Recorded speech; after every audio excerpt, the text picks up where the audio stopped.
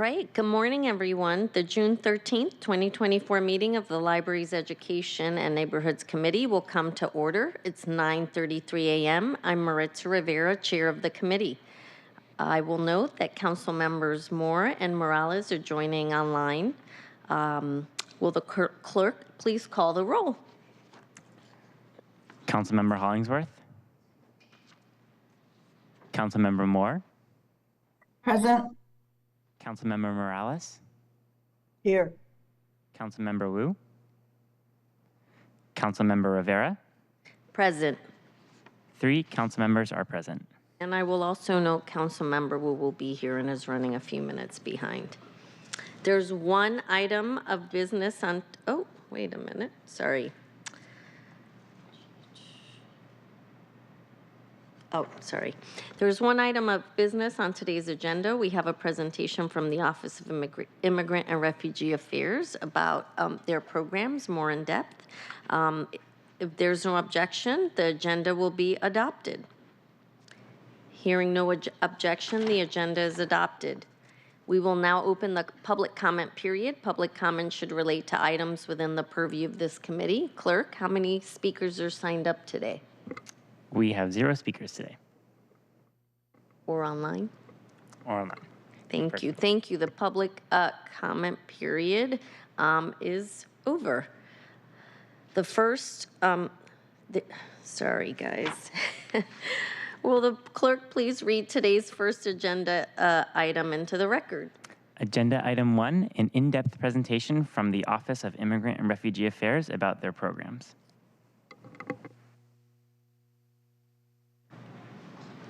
Hi, good morning. Is she on her way? Okay.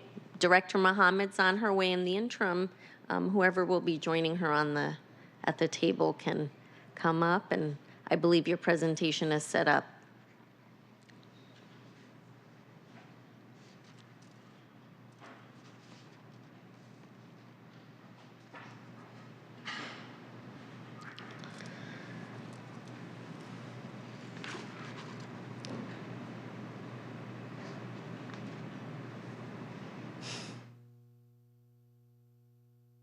Introducing yourselves, and then when she gets here, we can get started. Thank you.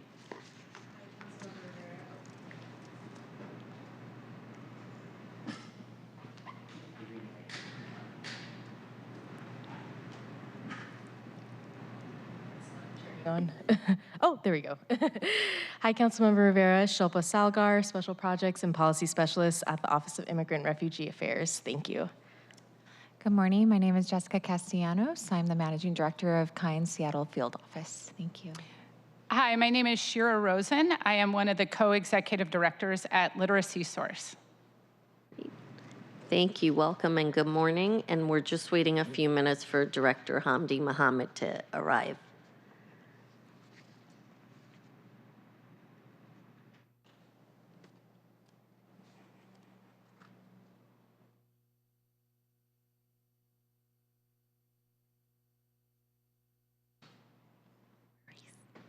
Let the record reflect Councilmember Hollingsworth has joined us. And Councilmember Hollingsworth, we're having a presentation from the Office of Immigrant and Refugee Affairs this morning, and we're just waiting a few minutes for Director Mohammed to arrive. Oh, nice. So I beat the director. You did, Councilmember, and we have Councilmembers Moore and Morales online. Awesome.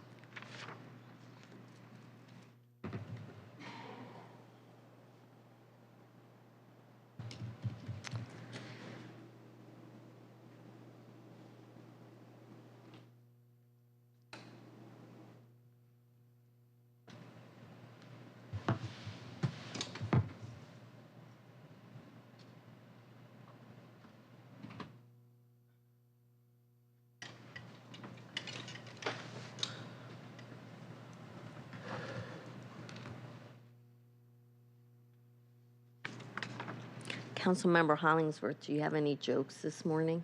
Oh. Council Chair, or excuse me, Madam Chair, I always have jokes. You do. Okay, here's a joke. I can't remember the last one I said, but what lottery did the broom win? What? The sweepstakes. I know, that was pretty, is that pretty bad? No. You know who would have really enjoyed that? We had some kindergartners from Bryan Elementary from the D4 here a couple days ago, visiting chambers and visiting the mayor's office. They would have loved that joke. They did, and I also this weekend hosted, as I said in council briefing, a troop of the Girl Scouts. They were actually from your district. They all live in District 4, and they were telling me a bunch of jokes. But we did a council, a mock council, and so they all sat in our chairs where they were able to vote and pass some very important legislation. So it was fun, and obviously that is connected to this committee, as we're talking about youth, kids, and families. So it was really good. I can't remember any of the jokes they told me though, but it was really good. Had some jokes. They did. Well, it's just shows the importance of civic engagement, and it's starting early. And Absolutely, and they're Girl Scouts, and they talked about important things, and they were fourth, fifth grader talking about e-toys that were in landfills, and talking about protecting animals and wanting to have more plants in the city of Seattle in fourth grade, and that's Generation Alpha. So they're the generation I'm gonna put my money on. you know what? I asked the kindergartners what could they do, as part of Mayor Harrell's One Seattle. And they said, we can pick up trash. We're in the playground and we see trash, and we can plant trees. Yeah. So to your point, it's encouraging when you have very young kids engaged. Makes me happy about our They future. will be the future council members of tomorrow. Okay, good morning. We are joined by Director Hamdi Mohammed. All right, so the first item has been read into the agenda. For the first item of business, we are joined this morning by Office of Immigrant and Refugee Affairs Director Hamdi Mohammed. Thank you for being here. Your team has introduced themselves, so why don't you introduce yourself for the record, and then we can learn more in depth about your programs at OIRA. I think you should get a little closer. Okay. Is There that you go. better? Yeah. Okay, great. Thank you. Well, good morning, Madam Chair and honorable members of the Seattle City Council Committee on Neighborhoods, Education, Civil Rights, and Culture.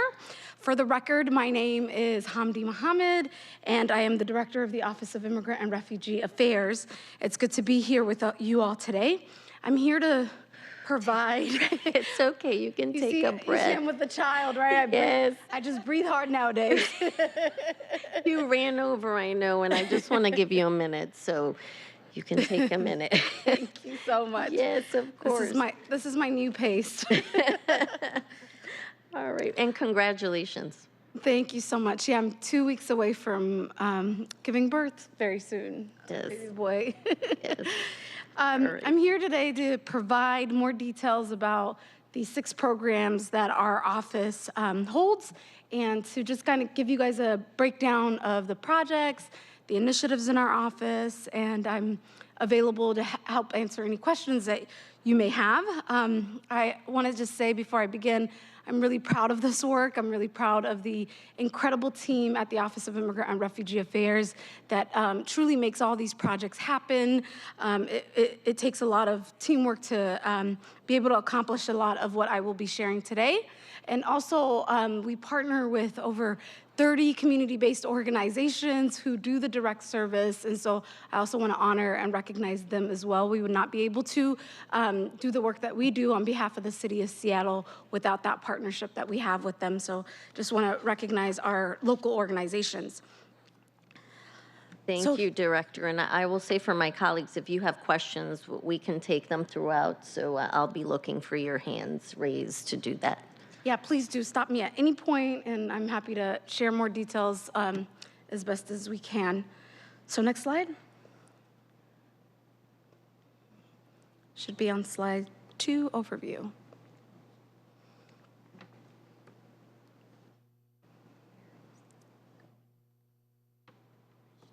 Oh, there you go. Okay, great.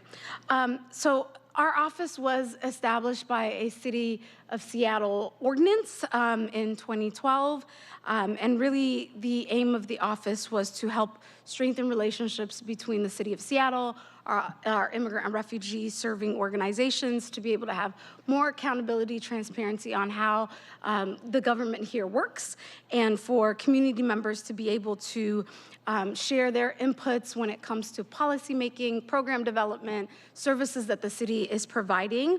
As you all know, our immigrant and refugee communities contribute significantly when we think about the economics of the city of Seattle, the culture, and in many areas.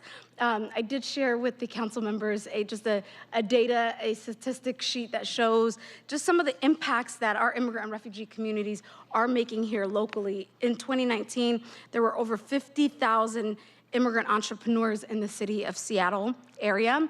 In also 2019, immigrants paid $12.7 billion in taxes. That report came from the New Americans Economy that they published in 2019. And Seattle's immigrant population has grown by 47% from 2000 to 2020. And there is over 140,000 Seattle residents who identify themselves as foreign-born. And once I start talking about the language access program, you'll see that there are so many languages that are spoken in our city here. Next slide. So here is the 6 programs that our office covers. I do want to just say that while these are our core programs in the Office of Immigrant and Refugee Affairs, we are often tasked with a lot of ad hoc projects that either come from council, the mayor's office, or just issues that arise in the city of Seattle.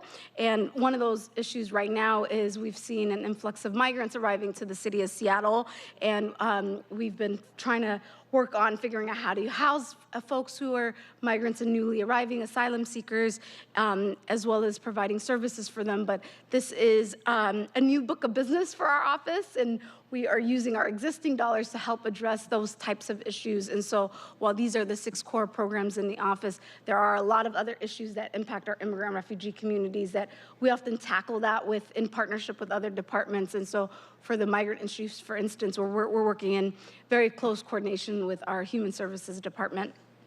As well as the state and your regional partners and the county. That's right. Yeah, definitely.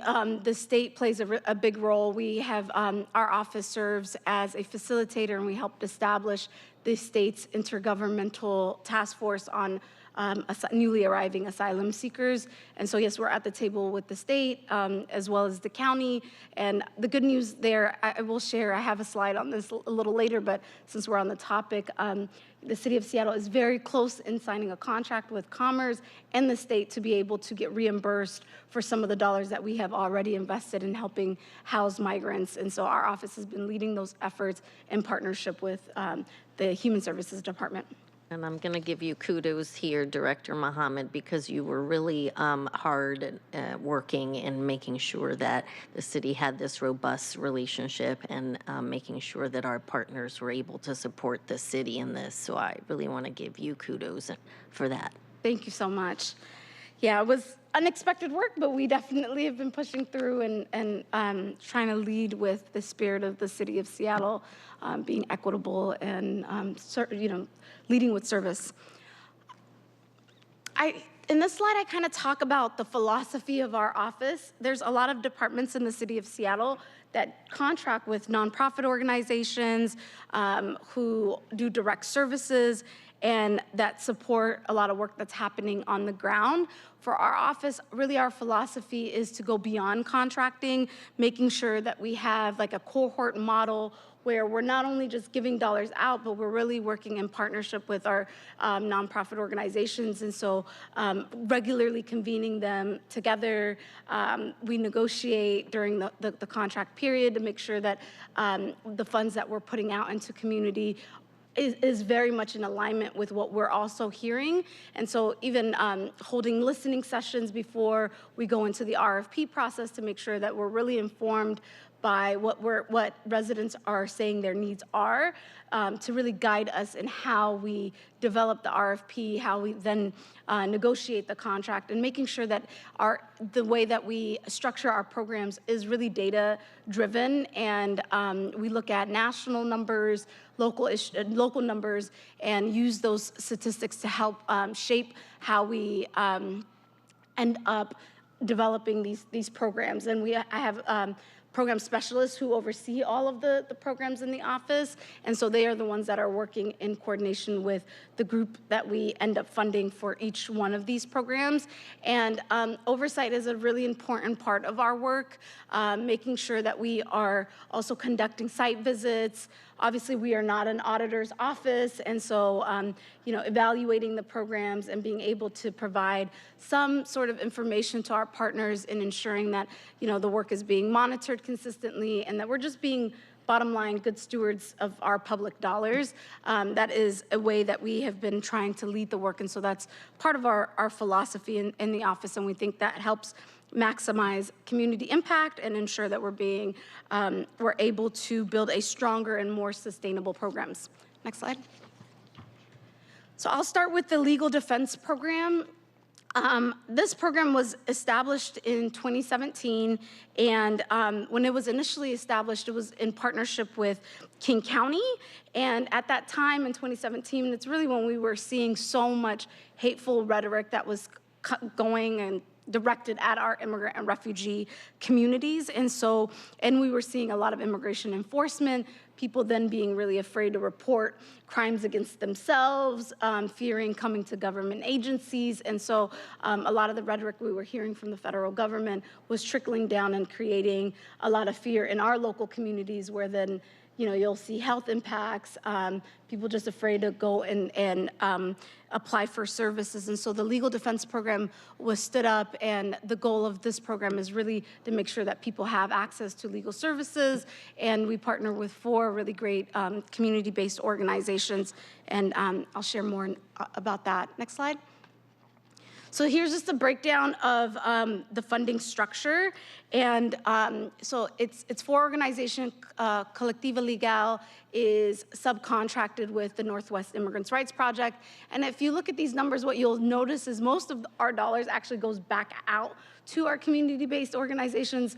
We do have 1 FTE that oversees this program and other work in our office in addition to this program. But the majority of these funds are directly community investments. And King County has a similar program, but it's slightly different. Our funding models are a little different, reporting models are different. We tried to mesh those together at one point, but there's bureaucracy and red tape and things that make it a little difficult to be able to coordinate funding all the time, but we do work in coordination.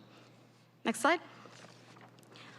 And so I just wanted to share, and I think I made this point about just how our immigration system works in general. The legal defense program really also, like, for instance, we have an organization, Kind, who's here. It's interesting, our immigration system is supposed to be a civil system, but then it looks very much, it mirrors our criminal system, but you don't have a public defender, for instance, in the same way that you would in a criminal case. And so in civil cases, immigration cases, at times you'll see a child coming to court having to defend themselves in a civil proceeding. And obviously that is really problematic. And even if you go to the detention centers, you see people in jumpsuits, the orange jumpsuits. It mirrors very much like our criminal system when it's really a civil system. And that adds a lot of, it makes the whole process really complex. People then end up not being able to access legal services, and then you see children who are significantly impacted by the way that this system is structured. And I just want to point out that our undocumented immigrants contribute billions of dollars to our country in federal taxes annually. According to estimates by the Social Security Administration, in one given year, payments from unauthorized workers has accounted for approximately $12 billion in tax revenues for Social Security in the U.S. And these are federal dollars that a lot of our undocumented immigrants just do not have access to, but contribute to them. And so we recognize that, and we ensure that little babies should not be being at court and having to defend themselves. So this program allows us to protect young folks in our community. Next slide.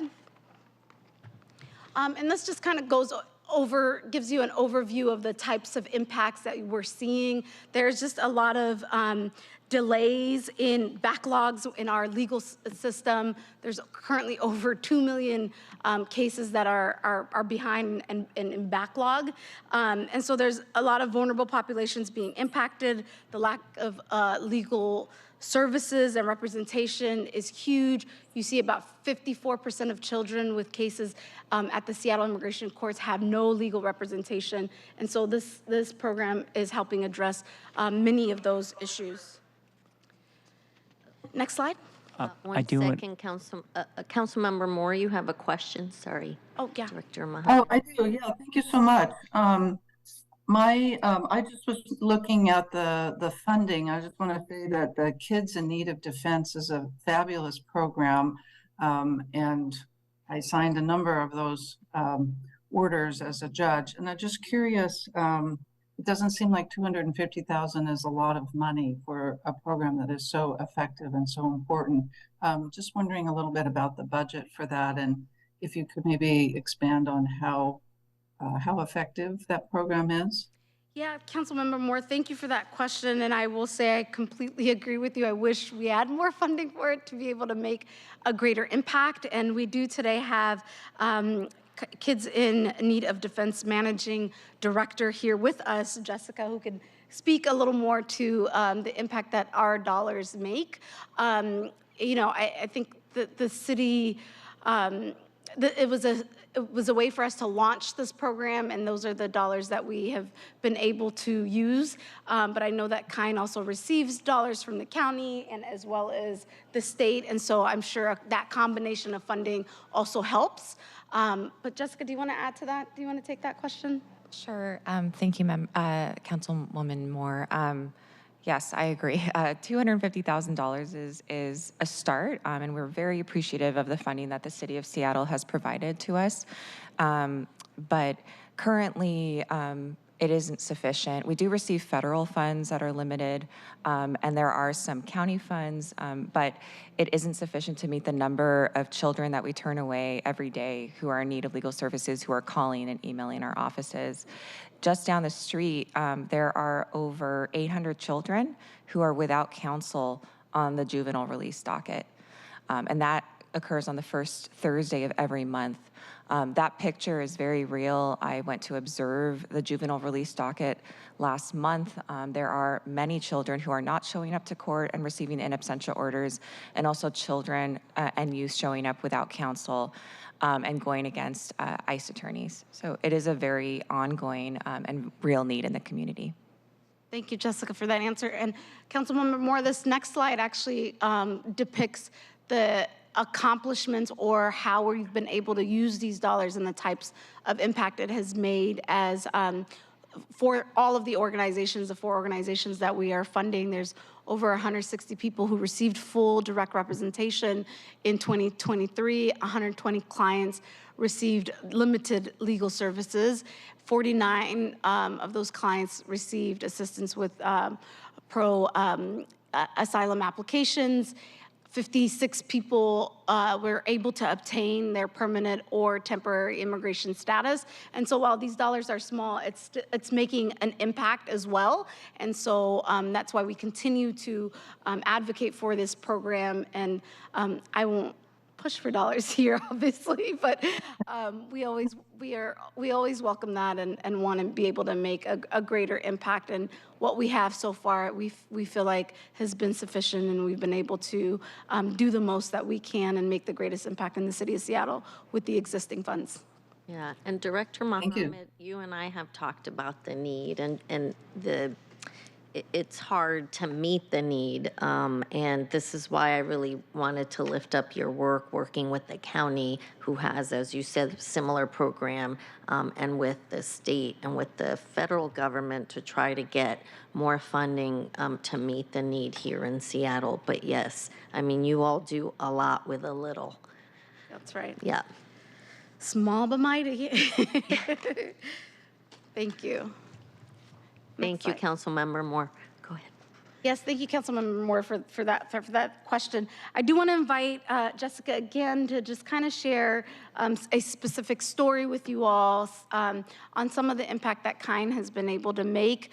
They are an incredible partner to us through the legal defense program here locally and are protecting the babies in our city, and their work makes even a greater impact across this country. Jessica? Thank you. And thank you so much for the invitation to speak regarding the LDN Legal Defense Network. So my name is Jessica Castellanos. I'm the Managing Director of KIND Seattle Field Office. KIND is the leading nonprofit organization dedicated solely to the protection of unaccompanied immigrant children and youth in the United States. KIND is fortunate to serve as one of the original contractors that provides immigration legal services within the City of Seattle's LDN network since it was created in 2017. And I'm here to speak on the important impact of LDN's work for the legal representation of its immigrants, residents, including unaccompanied children and youth, and the importance of the City of Seattle to continue prioritizing, renewing, and sustaining funding in this area. Let me share a little bit about the unaccompanied children and youth that LDN serves. KIND Seattle office serves children and youth living, residing, attending school, and working in Seattle through its LDN funding. We provide direct legal representation and also mentor pro bono attorneys from over 55 law firms, corporations, and other entities. A child is considered an unaccompanied immigrant child if they enter the U.S. alone at the border before the age of 18 without a parent or a legal guardian and without any lawful status. Most have left their home countries fleeing violence, persecution, neglect, abuse, or abandonment. KIND's office serves children from all over the world, including over 30 countries who speak over 20 different languages. We've also served children separated from their families during the cruel zero-tolerance family separation policy under the Trump administration, as well as children and youth rendered unaccompanied when evacuated and relocated from Afghanistan in 2021. In 2023, there have been over 1,350 unaccompanied children who were released from federal immigration shelters into Washington state. In 2023, King County received 618 unaccompanied children and youth released to sponsors, by far the majority compared to counties across Washington state. Seattle plays an integral role and is home to many of the unaccompanied children and youth in Washington state. King County is one of the top counties of arrival, and all Washington cases are venued at the Seattle Immigration Court, which is just down the street. As I shared, there are approximately 1,300 children on the juvenile release docket, and over 60% are unrepresented. Unaccompanied children require attorneys to help them fight their removal proceedings and to seek immigration relief and legal status. Immigration law, and particularly the removal defense of unaccompanied immigrant children, is one of the most complex and technically demanding areas of practice. The burden remains on unaccompanied children and youth to obtain legal representation because they have no right to guarantee counsel at the expense of the government. And to make matters worse, they usually cannot afford to hire private counsel. Data shows that immigration judges are almost 100 times more likely to grant legal relief for unaccompanied children and youth with counsel than those without legal counsel. LDN has increased legal services for unaccompanied children who would otherwise have to face trained government attorneys in immigration court without representation.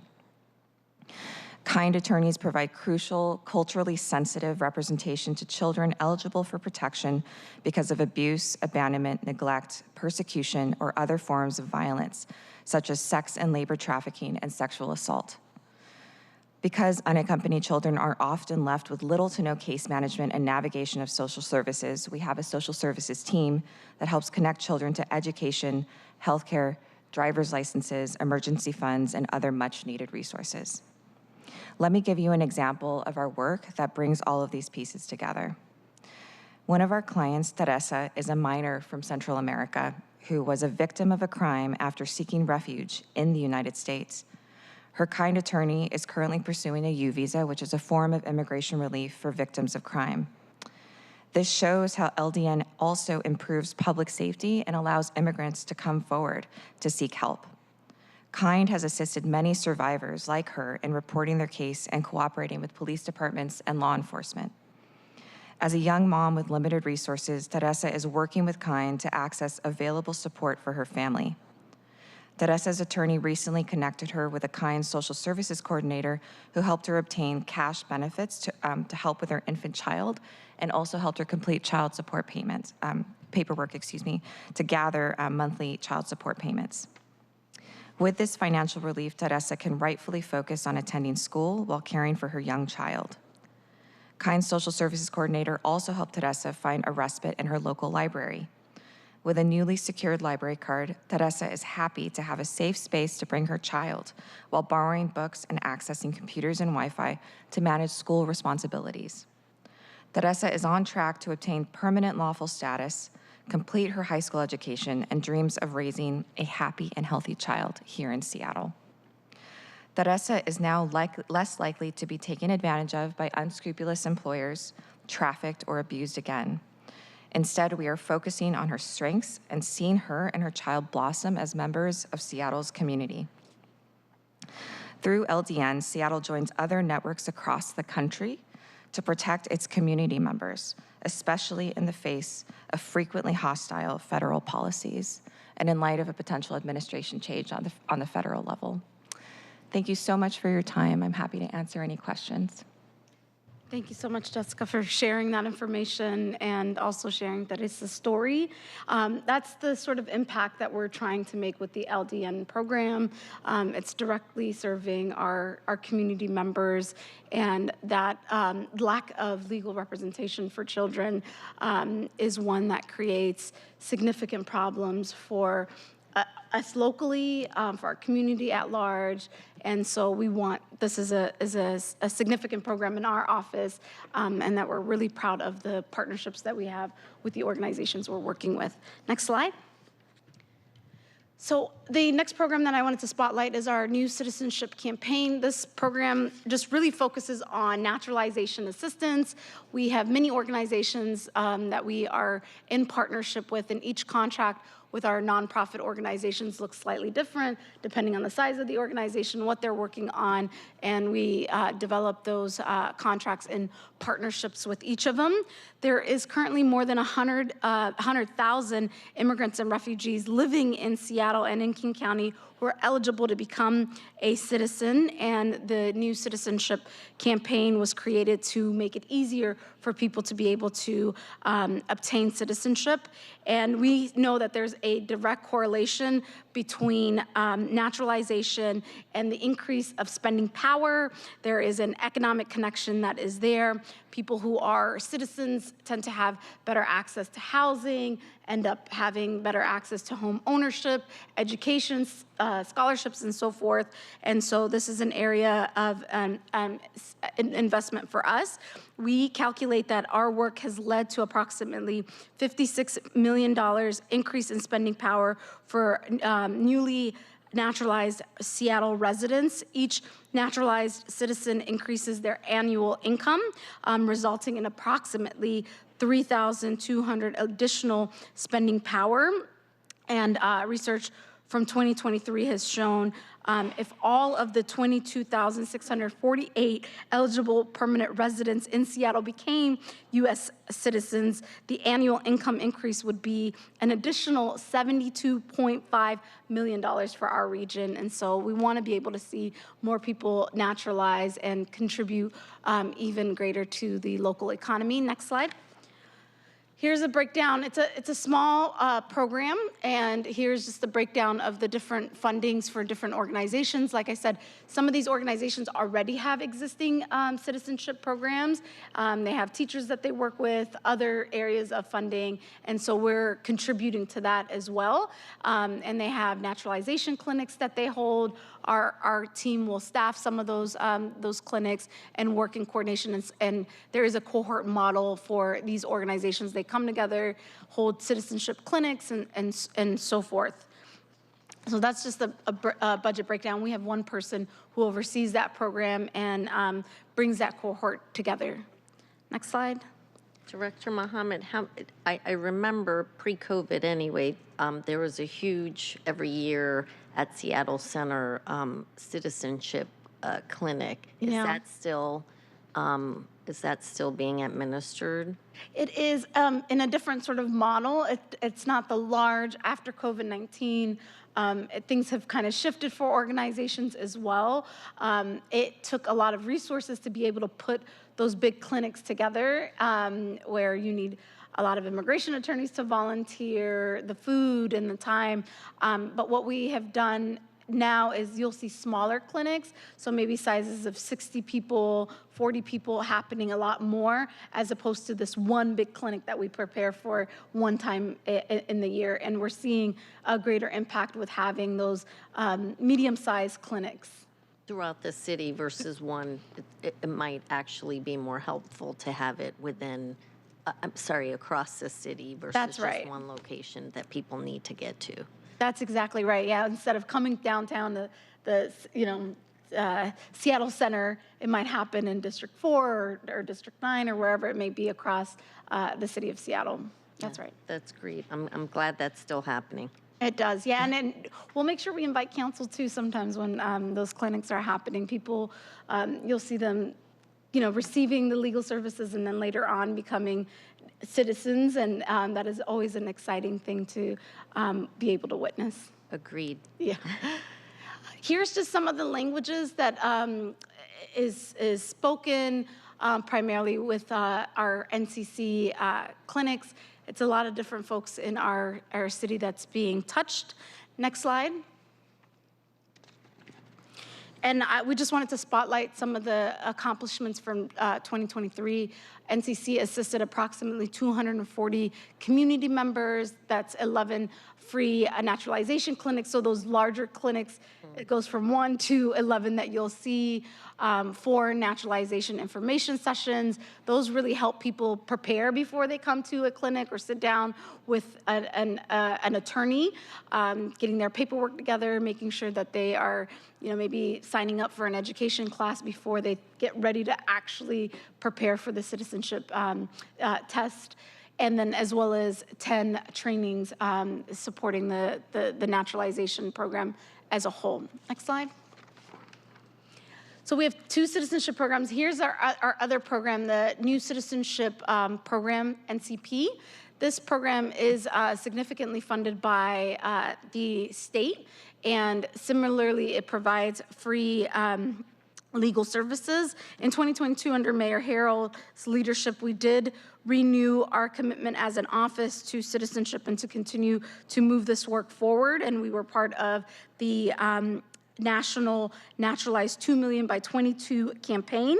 That national group did come to Seattle, and we held a press conference together where the mayor and other leaders in our citizenship advocacy community came together to push this work forward. NCP partners with 10 community-based organizations locally throughout Seattle and King County to help our low-income immigrant and refugee residents become naturalized as well. And again, the majority of the dollars from this program comes from the Washington State Department of Social and Health Services. Next slide. This kind of shows a breakdown of where the fundings come from. So the majority of it is coming from the state. We get some dollars from the Seattle Housing Authority as well, and then there's some dollars that is covered through our general fund, and we do have one person that oversees this program as well.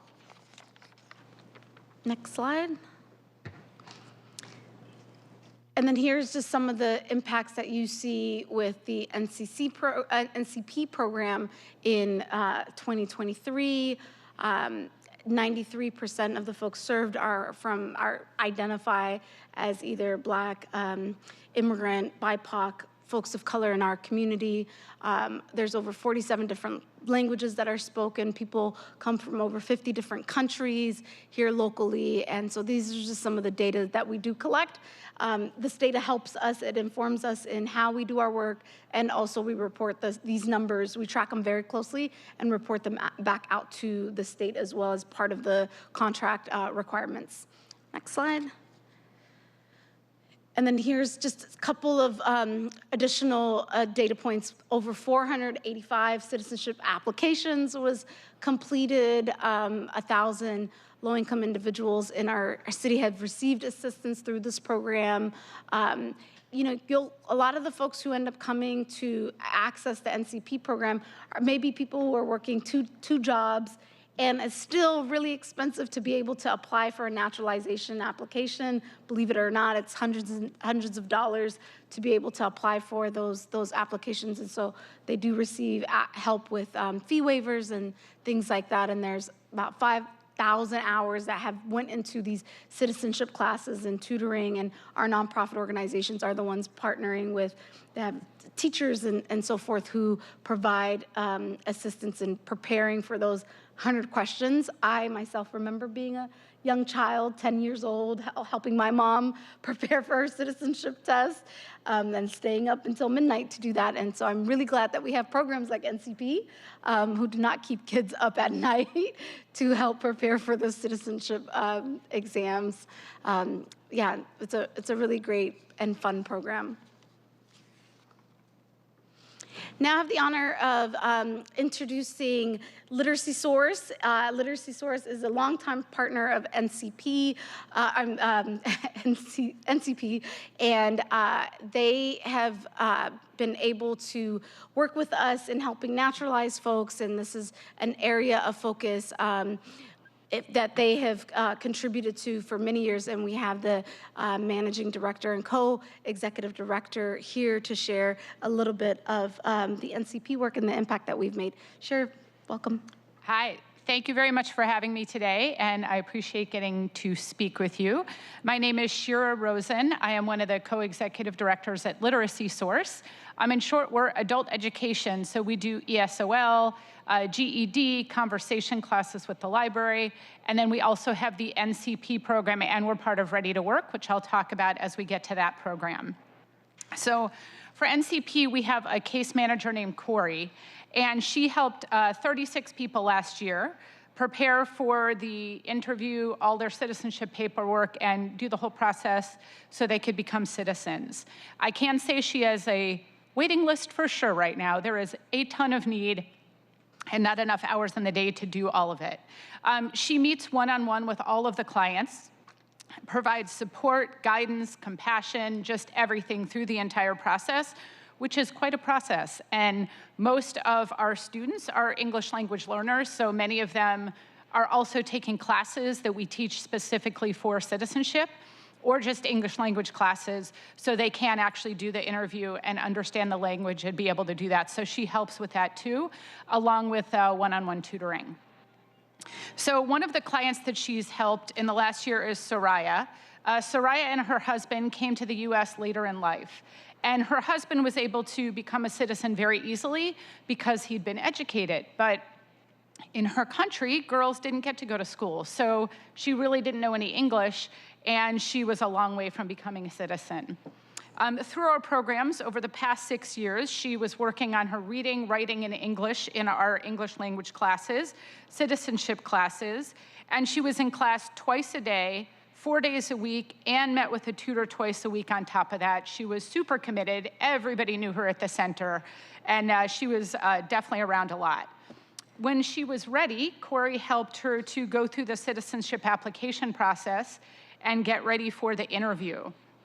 And during her first time, she was a little nervous and got some of the questions confused and didn't pass the first try, which happens sometimes with our students, right? It is a very scary process to have to go speak in a language that is not your native language and answer questions that many of us don't know how to answer, even though they're supposed to be able to know all this. So when she didn't pass, she was still very determined. She did not give up, and we helped her continue to study. She stuck with the citizenship classes, increased her hours with a tutor, and the second time she went, she totally passed with flying colors. And we were very excited to have her become a citizen, and she's continued to study English with us, now has her US passport, and is super excited about learning and getting and growing and becoming a citizen of this country.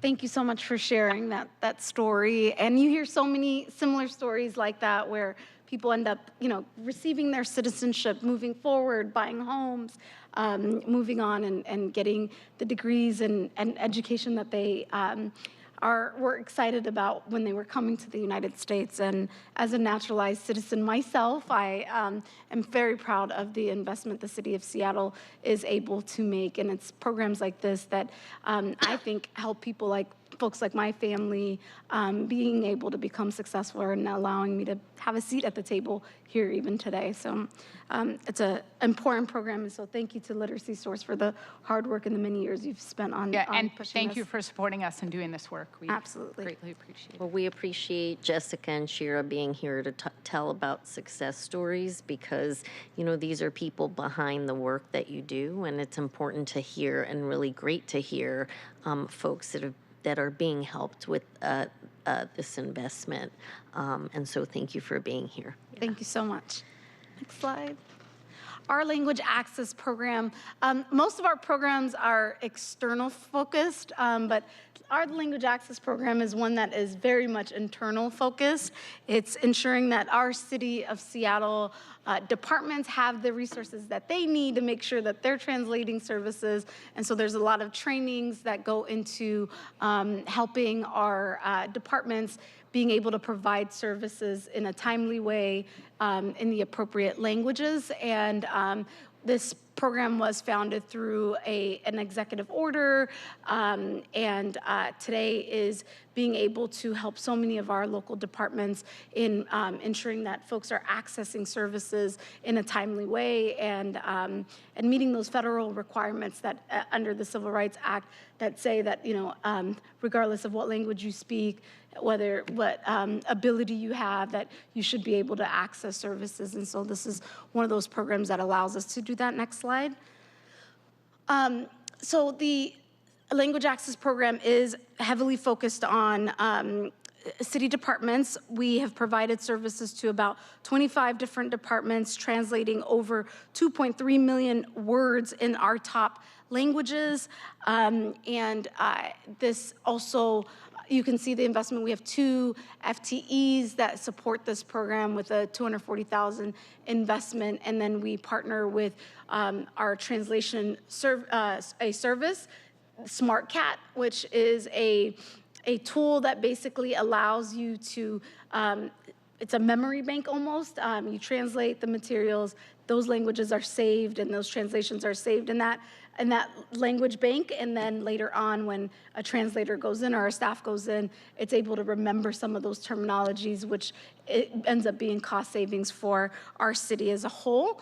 And then we also partner with our local translators and interpreters and have small contracts with them, and they ensure that the languages are translated appropriately and the materials are accurate, and so they're doing a lot of those verifications and so forth.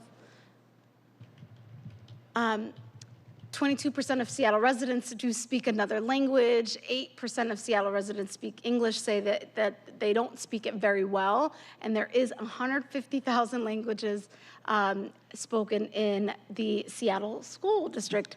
I think Seattle School District is probably competing with Highline School District. The numbers are about the same today, and so we do have a lot of folks who are bilingual in our city. Next slide. And this just kind of highlights a little bit about the language access team and what they're responsible for. They are regularly partnering with departments, overseeing their language access plan. So each year, we ask every department to submit a language access plan. Our team reviews that plan. That communication usually comes out from the mayor's office to those departments, and once they report it, we can kind of tailor the needs of that department and provide them with some direction and advice on how they can make improvements, where they could be investing more in language access. And really the goal is to centralize the translation services. We think when departments are able to centralize their services, use the SmartCat system, it ultimately saves the city a lot of dollars when everyone is doing it slightly different. And so we continue to work on that centralization. And I think COVID-19 really underscored for the entire country the importance of making sure that we have language services and that we're translating things accurately, and so that people are following different mandates and things that are coming out. And I believe the city of Seattle really led in that area in the entire state. Is there room for improvement? Absolutely. We have still a lot of work to do, considering the level of coordination that is required to be able to, conduct citywide translation services. But our team is regularly meeting with departments and the translators to ensure that they are trained up. So we conduct citywide monthly trainings covering topics like translations, interpretations. Plain language is another area that we focus on. What you'll see is really just language that is written in very complex type of ways. And so that's another area that the team is focusing on, is just making sure that, are you using terminologies, language that can translate into in different languages very clearly and simple for people to understand. And we do think that the language access is integral to the city of Seattle's commitment to race and social justice initiatives that we have in the city of Seattle. Next slide.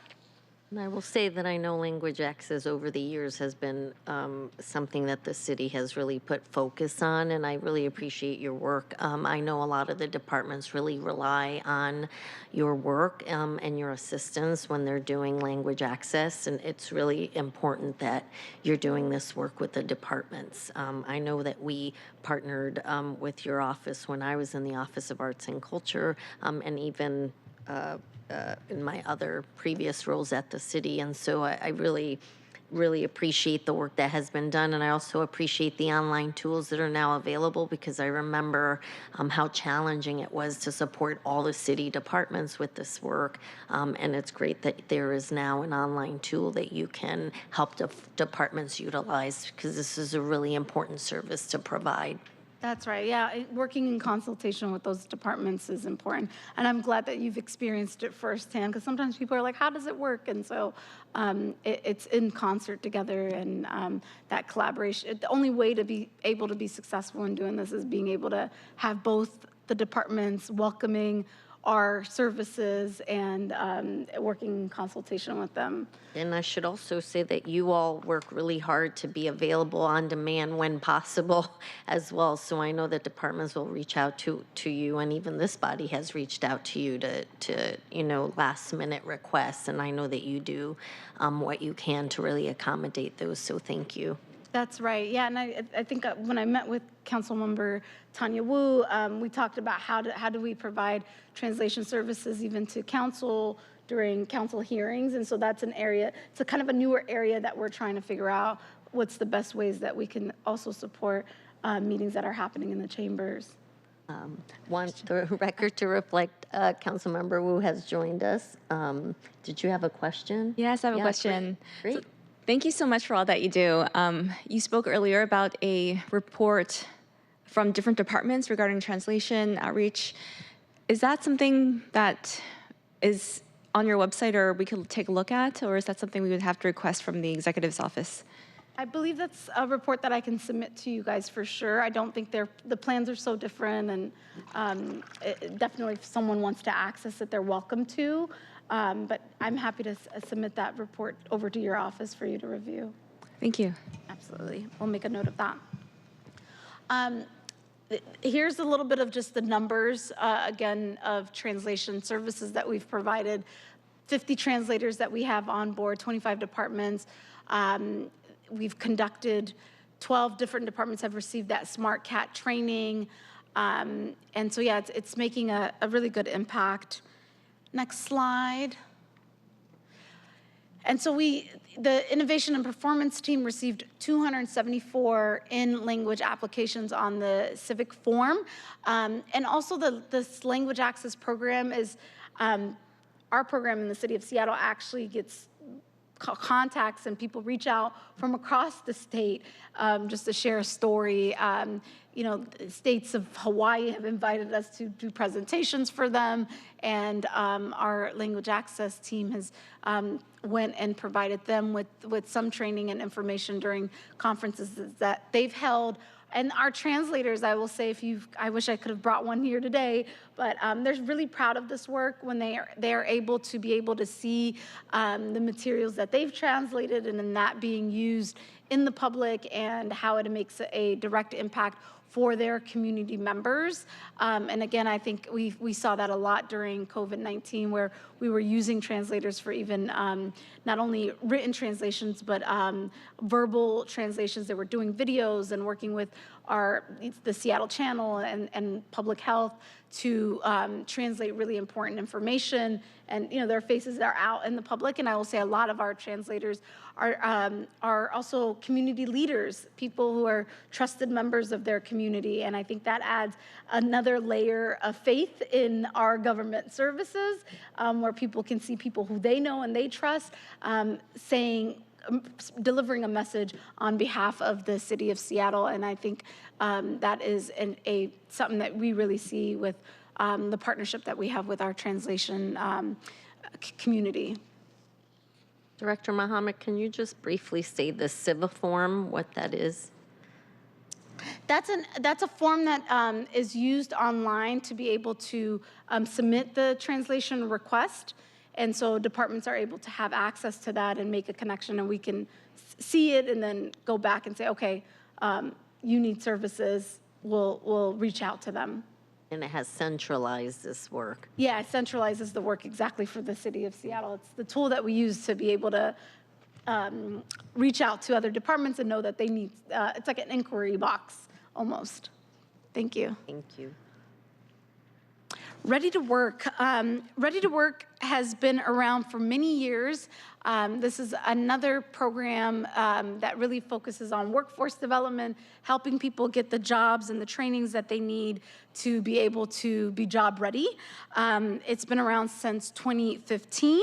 And you see people who participate in this program go from being able to receive education and the skills they need to then later on being job ready and moving on and getting a job in our city. And in 2016, I'll say the U.S. Department of Labor and the National Skills Coalition highlighted this particular program, Ready to Work, as a national best practice model for leveraging workforce development funding to support immigrant integration in our labor force. And currently we partner with several organizations who are doing those direct services, and they have English classes that they provide, digital literacy skill classes. We also partner with IT on this, where they have been able to provide computers through some of their philanthropy partners that they have.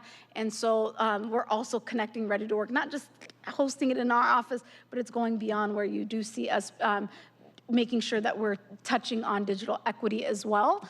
So this is another program that's making direct impact as well. Next slide. And this is just a breakdown of where the funding all comes from. A lot of the dollars that comes from Ready to Work is actually, it's a federally funded program. The CDBG fund is where where the majority of these dollars come from. We do have an FTE, a full-time staff person who oversees this position, and you can kind of see a breakdown of the organizations and the different fundings that each one of them receives. Our main contract is Homesite, and then Homesite subcontracts with 4 other organizations, Literacy Source again being one of those organizations, ACRS, Neighborhood House, Somali Community Services of Seattle, and regardless, we try to have our full-time person also meet with the subcontractors as well, and so there's this cohort model that we are trying to build and work on. Next slide. So Ready to Work, again, it's another one of those programs. We've received 239 participants received services through Ready to Work, and its model is really case management services, access to essential resources, referrals to digital literacy, financial capabilities, and those participants do receive ongoing support, training, coaching, really resume building, things like that to help them be job ready. And the Seattle Times actually has a really great article, I think, that they published last year on this program that really shared a story on a local person who was able to go through the Ready to Work program and successfully get a job and so forth. So I might have to share that with you all. Again, 239 participants received direct services in 2023, and we placed over a third of the participants in a job. Director Mohammed, what happens to the other 2/3 participants? What prevents being able to place more folks in jobs? Is there something additional that is needed, or? Yeah, that's a great question. So sometimes people either are having childcare issues. That's another area that we have seen challenges with, where they're not able to start a job right away because they don't have those childcare services. And we have in the past actually created one-time funds for providing childcare services. And so that's one barrier to employment that we're seeing regularly for people. Transportation could be another reason, or people not being prepared or having, needing to take more of those trainings before they are job ready. But I do think childcare is one of those ones that is a huge gap for the reason why people are like, I'm just not ready. Shara, I don't know, do you want to add more to that? I think that's a lot of it. So I can say quickly, we provide the classes as literacy source. We teach the classes at all the sites. And then we partner with ACRS and Neighborhood House, and they provide the case management at their sites. And then we have a case manager in Lake City where our office is. But we provide all of the classes because we have professional instructors. And there's a variety of barriers, so I think you listed a lot of it. And with some people now too, mental health challenges, right? That there's a lot of trauma. Of our students coming from various countries. There might be different trauma they need to work on. And there is not a lot of access for mental health services, especially for people who could use it in a different language other than English. So we definitely find that as one of the barriers, aside from childcare is a huge one. Transportation and location. If I live in Lake City and I just got a job in Kent, the amount of hours it takes me to get there, I may not actually have that many hours because I need to be with my family or childcare or anything like that. So some of it too is accessibility. Or I live in Kent and now have a job in Lake City is probably more realistic because so many people are also, spreading out and where they can work. So yeah, I would second what you say, and maybe mental health also would be another big issue. Thank you for adding that. And I know childcare is a need just broadly across the city in general, so I think a lot of people would agree. I do know that Deal has childcare, so I imagine you partner with them to try to partner folks up to the childcare opportunities that they have. That's right. Yeah, we try to do that as much as possible, connect those dots. There's just a greater need than the dollars that are even out there. And I know the state is also making a significant investments in helping build more childcare facilities and working with providers. I think beyond the dollars, there's just a lack of available providers and folks going into this field. So there's, like many fields right now, we're seeing low numbers of folks doing the work. So it just becomes challenging. That's exactly right. Yeah. That's right.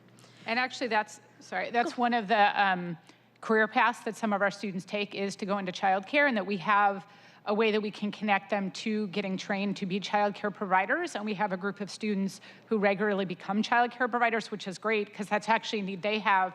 And we're helping fill that gap in the workforce that is clear right now. That's terrific. Thank you. Yeah.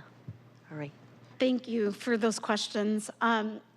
The other thing that I wanted to just point out is we do have a regional workforce development report that is expected to come out in maybe this month. We're towards the end of that report that will spotlight some of the gaps regionally around workforce development, targeting our immigrants and refugee populations, what are some of the challenges, and then it'll have some recommendations in there and how to address that, whether it's language access barriers, access to legal services, or whatever else it may be. And there's about maybe 45 different folks who've participated in this report. A lot of our professors at the University of Washington have participated in it. You'll see our labor union, different union organizations that predominantly have members who are immigrants and refugees sharing some of their experiences and what they're hearing. So it's a holistic report. It's one that we're very proud of.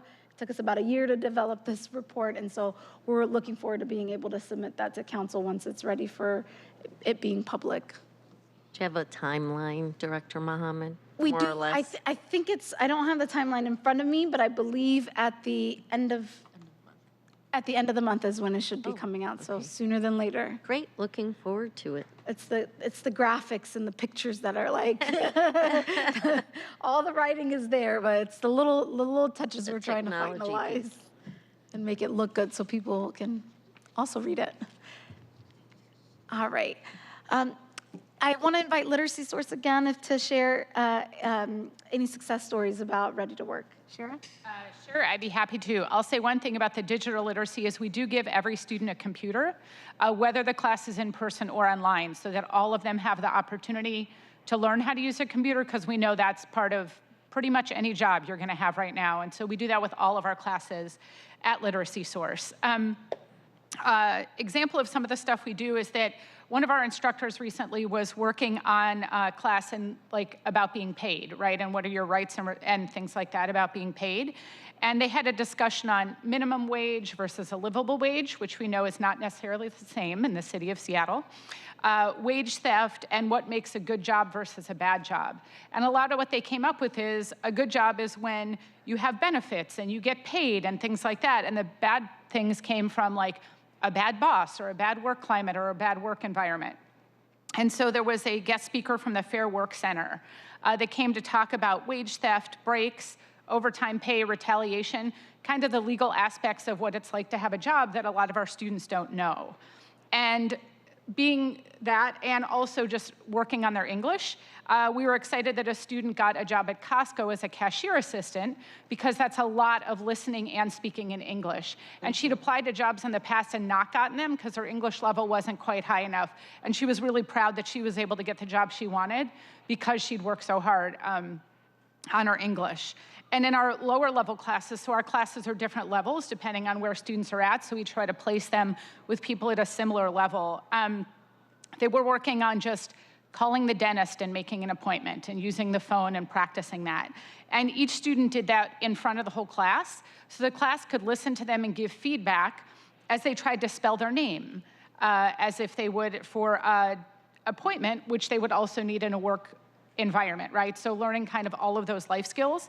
And the students could tell them like to slow down or speak a little louder or request a letter or things like that. And so from that basic learning, one of the students was able to get a job as a caregiver and was thrilled to get employed because, again, her English skills had improved by being in the class. So it's exciting to watch our students grow, and you can even just see it each quarter. They have a totally different conversation with you by the end of each quarter as they did at the beginning of the quarter, as they're learning more language skills and understanding how to navigate the work world in the United States and in Seattle.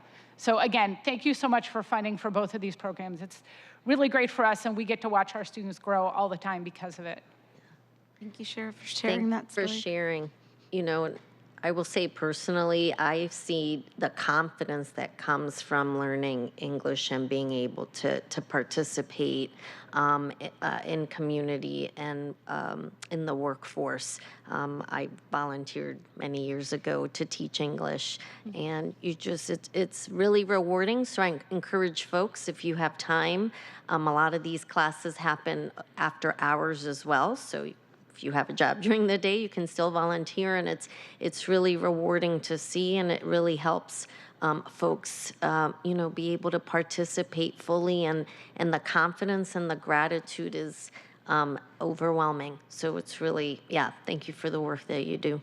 Thank you. Yeah. I totally agree. I share with Literacy Source that when I was a student at the University of Washington, they were one of the organizations I volunteered for in helping teach some of those English classes. Not necessarily teach it, but assist one of the teachers in that. And it is really rewarding, and to see people grow through grow their English and being able to then feel confident applying for a job. So I echo that as well. Yeah. And so, colleagues, I know this was a long presentation. We're at the home stretch now. We have one more program Director Mohammed's going to talk about, but I felt it was really important to, intentionally have only had one department at each of these committee meetings because we've really dug deep into their programs so that you can all see what the departments are doing. You have the ability to ask questions about the specific parts of the department. And so thank you for bearing with us. I know these are long presentations, but the work is so important. Thank you so much. We'll try to make sure we go through this a little quick. So the last program that I will share in our office that is our Immigrant and Safety Access Network program, ESON. The slide is a little funky than I expected. We in 2022, it was our pilot year, and we did that in partnership with King County, and the idea of the program was to be able to help provide support to victims who've been impacted by gun violence, sudden death, folks who are limited English speakers. In the beginning of 2023, Mayor Harrell did sign an executive order asking departments to ensure that they are providing timely information to folks who are impacted by gun violence or sudden deaths, and ensuring that those services are reaching them in a timely way, and that they're also receiving language services. Next slide, maybe that will change the view. Okay, it goes right into the breakdown of that.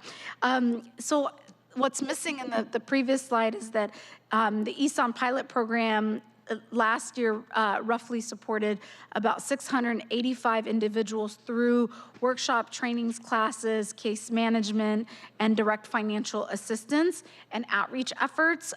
Again, these dollar amounts are pretty small. All of these organizations already had existing victim compensation support programs.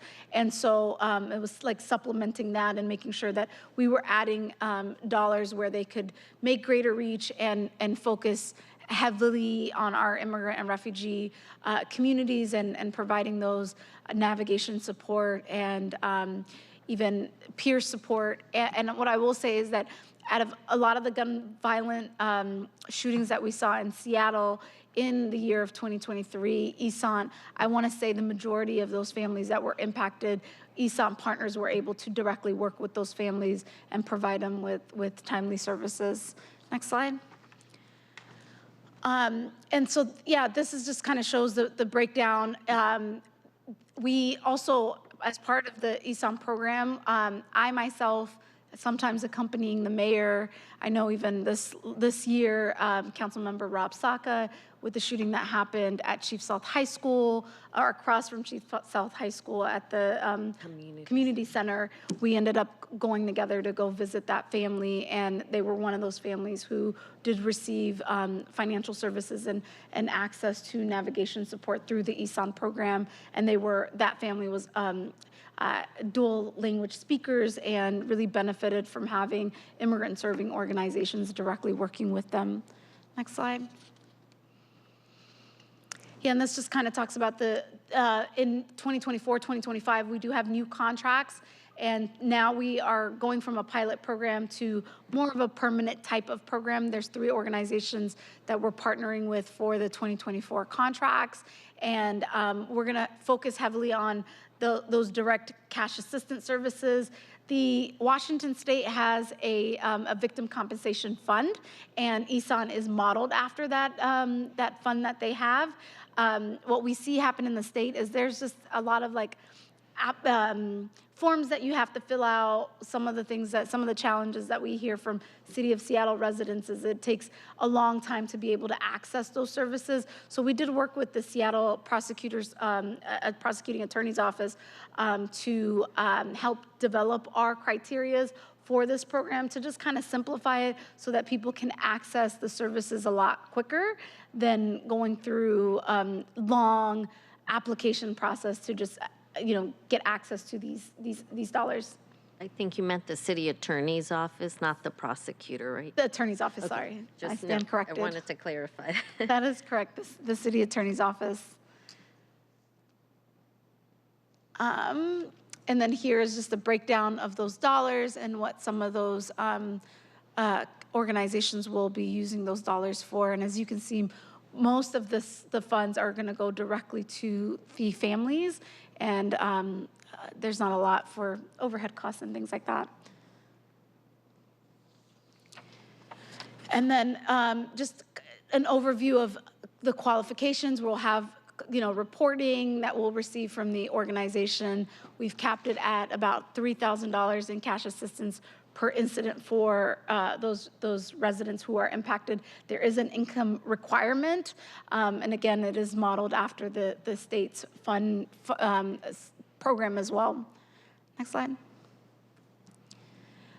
And then this just kind of talks about the ESON program continues to help address gun violent issues, unexpected death. It's not a prevention program, it is a support program. And so really when incidences happen is when we try to step in and help these families being able to help bury their children at times. There's a wage loss, medical expenses, and again, these are low-income families who are limited English speakers who most of the time get access to these funds. And then this is just a breakdown of SPD's data on the different types of groups who are calling in for whether it's language services, fatal shootings, just some data that we received from SPD that kind of informed the way that we were developing this program. And there is some data, the data is not desegregated really well. A lot of the times Black immigrants who may be East African, Somali, Ethiopian, it's really hard to identify if they needed a language service. And of course, we don't ask citizenship questions in the city of Seattle, but the language services that they receive sometimes helps inform what populations are being impacted the most in these areas. And we do see in the city of Seattle, I think it was the King County prosecutor's office that provided us with data that said the second most arrested group in the city of Seattle, in the county, are actually Black immigrants. And a lot of those folks might be second-generation immigrants, but their parents most likely are limited English speakers and need services like ESON.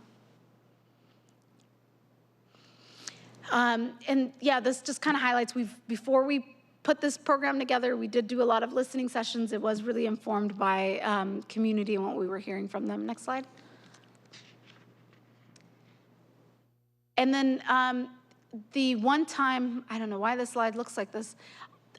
I believe this is the, maybe next slide. It's just an error on this end. Oh, I see it here.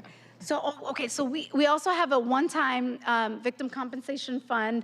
We received $150,000 last year to be able to provide one-time services to community members who have been impacted by hate crime.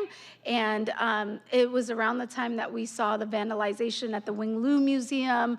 And so these dollars will go to community members who are impacted by hate crime. If they report those crimes against themselves, there's data to prove it, and they're low income as well, they'll be able to receive dollars to be able to help either with vandalization. Some people need assistance with, they might have not worked that month or needed medical assistance, and so they'll be able to access this fund to be able to help themselves through it. And then so those are the two victim compensation programs. I just wanted to, we talked about this just a little bit, and I'll go through it quickly with our newly arriving migrant population. I think the good news is that we are partnering a lot closer having a contract relationship with the Department of Commerce right now, as well as the state, to help support newly arriving migrants, and the city will have access to reimbursements. And again, the focus is really making sure that we have a statewide infrastructure put in place to serve our migrant population that is arriving. And the emergency response, we continue to work with HSD and OEM, coordinating with them when we see encampments at our parks and things like that, to making sure that we're responding appropriately. And so that work continues. Next slide. That's it. Thank you for your patience. That was a lot of information that we shared, and I do want to just say thank you so much for inviting us here today. Thank you so much, Director Mohammed. Thank you all for being here. Like I said, it was really important to hear also the success stories because the work that you do has meaningful impact, and it's really important to hear about that. And colleagues, does anyone have any questions? All right. Then thank you so much for being here. Thank you again. Oh, sorry. I looked through and I didn't see your hand, Councilmember Moore. Sorry about that, Councilmember Moore. Oh, no problem. Yeah, I just really wanted to take this opportunity to thank you for such an in-depth presentation, but more importantly, to just thank you for the incredible work that your office does. It has so much impact, and it is so important that we are really providing those kinds of support services to people who have really struggled to get here and want to be, productive parts of the community. So thank you so much. Thank you so much, Councilmember Moore. Thanks for valuing this work and for allowing us to have the time today to present to you all. We couldn't do this work without the support of the council and the mayor, and so I just want to thank you all for your contributions and your public service. Thank you, Councilmember Moore, and thank you, Director Mohammed. I've said it before, I'm going to say it again. You all do a lot with a little, and really highly value the important work that you do. And really what I super appreciate about you, which I've also said, and I will say it again for the record, is that you do so much to partner with our county partners and with the state to really help folks in Seattle, because we know that there are supports at the state and federal level, and we don't always get that support if we're not active. And I see you out there. You are nonstop. I wish I could bottle your energy. So I really appreciate your tenacity and your ability to work with our partners at the region and at the state and at the federal level to make sure that, we're able to provide even more robust services in Seattle. This is a really huge need, and I'm so grateful for the work that you do. Thank you and so congratulations to you. Thank you. That's what's going to nonstop. I'm like, in 2 weeks, I will stop probably for a little bit at least. Thank you. Thank you all for being here. Yeah, thank you. All right. All right. Colleagues, does anyone have any other questions? All right, okay, seeing no further questions, this concludes the June 13th, 2024 meeting of the Libraries, Education, and Neighborhoods Committee. Our next committee meeting is scheduled for Thursday, June 27th, 2024 at 9:30 a.m. If there is no further business, this meeting will adjourn. Let me make sure I don't miss anyone online. All right, hearing no further business, it's 10:55 and this meeting is adjourned.